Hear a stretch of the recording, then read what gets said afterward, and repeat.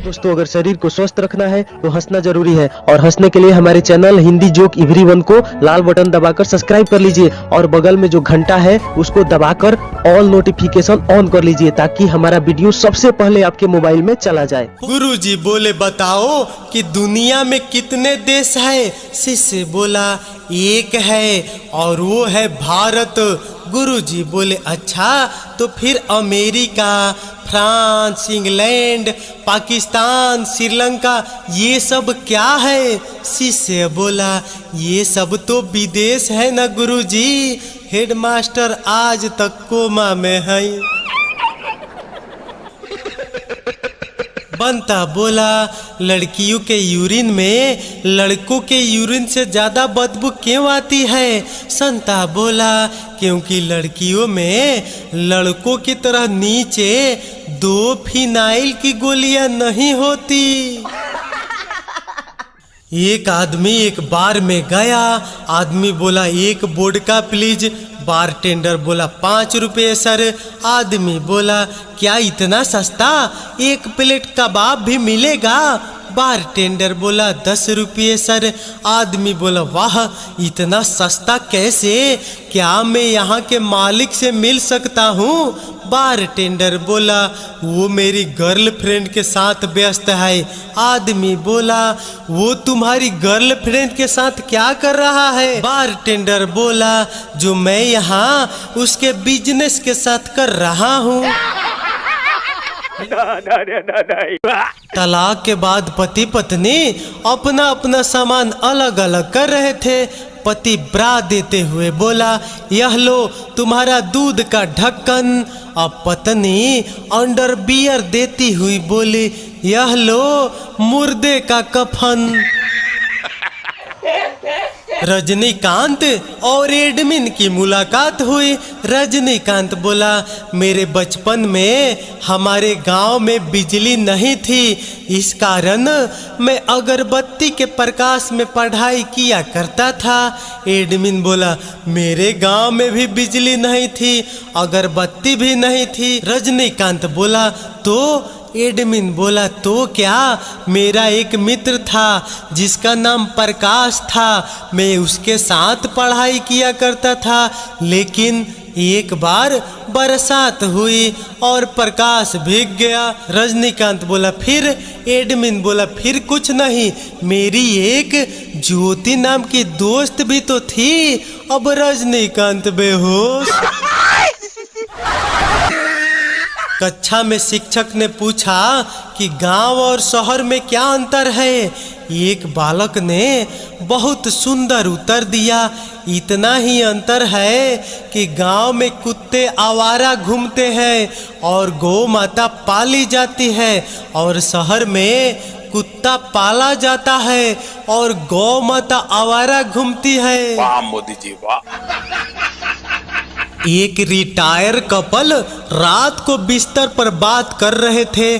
पति को ना जाने क्या सूझी कि उसने अपनी बीबी से सवाल किया अगर मैं तुम्हारे मरने के पहले मर जाऊं तो तुम क्या करोगी। थोड़ी देर सोचने के बाद पत्नी ने जवाब दिया आपके मरने के बाद मैं कोई ऐसा घर देखूंगी जहां 2-3 विधवा औरतें रहती हो और जो उम्र में मुझसे छोटी होने के साथ साथ घर का छोटा मोटा काम कर लेती हो। इसके बाद पत्नी ने अपने पति से पूछा अगर मैं मर गई तो तुम क्या करोगे। पति ने फौरन जवाब दिया मैं बिल्कुल वैसा ही करूंगा जैसा तुम करने वाली हो। अब पत्नी बेहोश। एक युवक गांव में स्थित अपने ससुराल गया। उसने अपने साली साहिबा का गिफ्ट में परफ्यूम की बोतल दी। साली ने परफ्यूम के बारे में कोई जानकारी नहीं थी। उसने परफ्यूम हथेली पर डाला और चाट लिया। युवक ने इसकी शिकायत ससुर से की। ससुर जी बोले बड़ी बेवकूफ़ है, परफ्यूम को चाटने से अच्छा तो रोटी में चुपड़ कर खा लेती। अब युवक बेहोश। उज्जैन के एक लड़के ने अपनी गर्लफ्रेंड को फोन किया तो उसके पापा ने उठा लिया।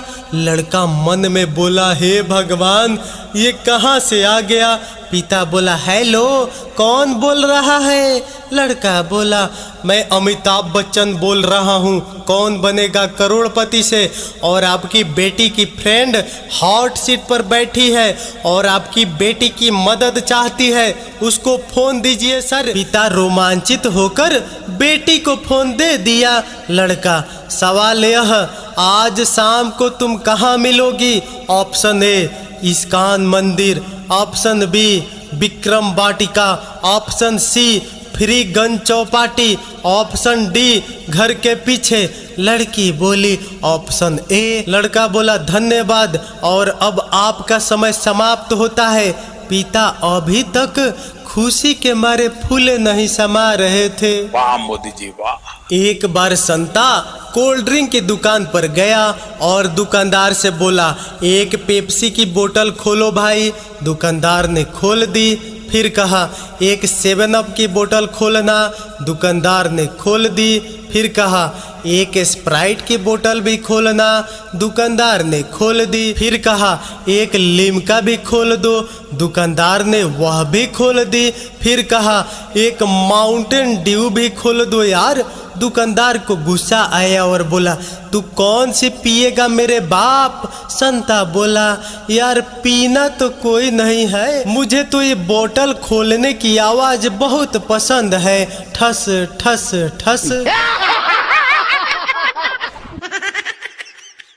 एक बार संता अपनी बीबी के साथ ट्रेन में सफर कर रहा था।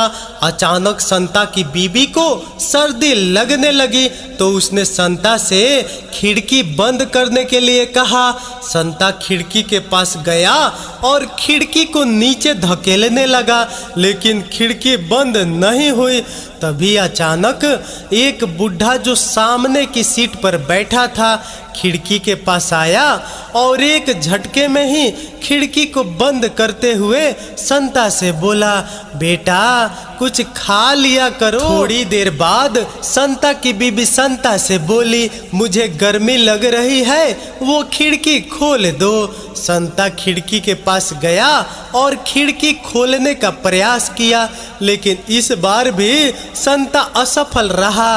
तभी वही बुढ़ा उठा और एक झटके में खिड़की खोलते हुए वही बात दोहराई, बेटा कुछ खा लिया करो। संता को इस बात से शर्म महसूस हुई और उसने बदला लेने की सोची। संता उठा और ट्रेन रुकने वाली चैन को पकड़कर ऐसे हाव भाव करने लगा कि मानो वह चैन को खींचना चाहता हो। तभी वही बुढ़ा उठा और झट से चैन को खींच दिया और वही बात बोला, बेटा कुछ खा लिया कर। ट्रेन रुक गई और टीटीई ने बिना कारण चैन खींचने पर बुढ़े को पकड़ लिया। जब टीटीई बुढ़े को पकड़कर ले जा रहा था तो बुढ़ा गुस्से में संता की ओर देखने लगा। तभी संता मुस्कुराते हुए बोला, ताऊ जी थोड़ा कम खाया करो। एक दिन पप्पू अपने ससुराल गया और वहां जाकर चिकन खाने का प्लान बनाता है। पप्पू बोला, अरे साली साहिबा मुर्गे की टांग कहाँ गई। साली बोली, मुर्गा लंगड़ा था। पप्पू बोला, और दिल यानी कलेजा। साली बोली, वो तो मुर्गी ले गई ना जनाब। जीजा बोला, और दिमाग। साली बोली, अरे जीजू वो शादीशुदा था ना, तो दिमाग कैसे होगा। अब जीजा बेहोश। छोटी बहन बड़ी बहन से बोली, क्यों जीजी तू तो कहती है कि जीजा जी बड़े कंजूस है, फिर इतनी शॉपिंग कैसे करती हो। बड़ी बहन बोली, जैसे ही मैं उनसे मायके जाने की जिद करने लगती हूँ तो वो झटपट ट्रेन का किराया और खर्चे के रुपए मेरे हाथ में थमा देते हैं, बस फिर मैं उस पैसे से शॉपिंग करती हूँ। जीजा ने हाल ही में अंग्रेजी सीखना शुरू किया था। एक दिन उसकी साली उसके घर आई। अंग्रेजी का रुआब झाड़ने की गरज से जीजा ने उससे कहा आई लव यू। साली पढ़ी लिखी थी और जीजा पर जान छिड़कती थी। जवाब में बोली आई लव यू टू। जीजा भी कहाँ पीछे रहने वाला था, वह भी बोला आई लव यू 3।